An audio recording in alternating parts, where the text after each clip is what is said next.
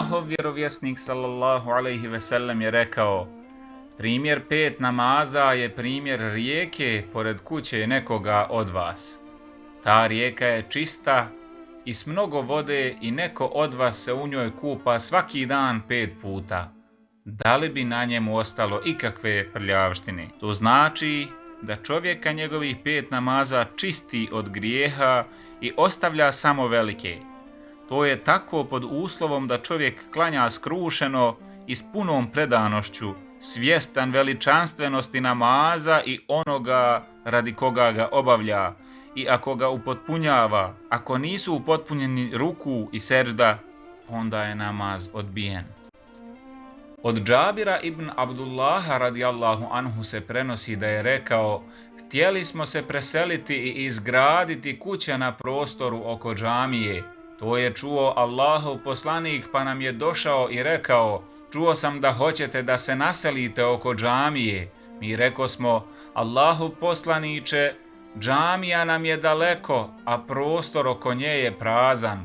On kaza: ostanite u svojim kućama, a pisat će vam se dobra djela za vaše korake koje načinite do džamije.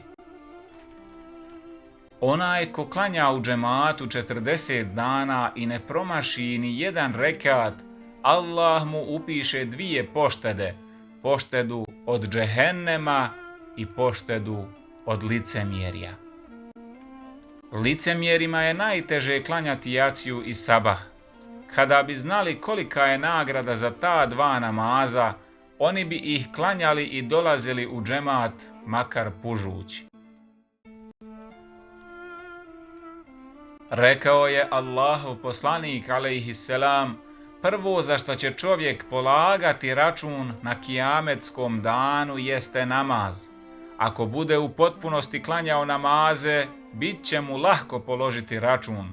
A ako ih bude imao propuštenih, Allah će reći melekima: ustanovite da li moj rob ima dobrovoljnih namaza, pa mu upotpunite farzove. Kada mu se upotpune, sva ostala djela će mu se obračunavati na osnovu toga. Muhammed alejhiselam je rekao: među vama ima onih koji klanjaju, ali od njihova namaza se prima samo 1/3, 1/4, 1/5, 1/6, pa je nabrojao do 10. To znači da se od namaza prima samo ono koliko je čovjek bio vezan za namaz i razmišljao o njemu, a ne ono o čemu nije vodio računa. Ihlas ili potpuna predanost ogleda se u trome.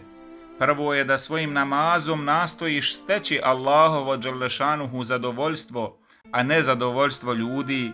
Drugo je da budeš svjestan Allahove podrške i treće je da čuvaš namaz sve dok ne dođeš na kijametski dan. Sejd prenosi od Katadea da je Danijal alejhiselam opisujući Muhammedov alejhiselam ummet rekao: klanjat će namaz koji toliko vrijedi da ga je klanjao Nuhov narod, ne bi bili potopljeni. Da ga je klanjao narod Ad, ne bi bili kažnjeni pogubnim vjetrom. Da ga je klanjao narod Semud, ne bi bili kažnjeni strašnim glasom.